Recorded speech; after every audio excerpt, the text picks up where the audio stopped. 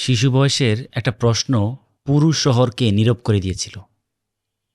ইব্রাহিম আলাইসাল্লাম জিজ্ঞেস করেছিলেন, যে শুনতে পায় না, দেখতে পায় না, তাকে আপনারা কেন উপাস্য বলেন?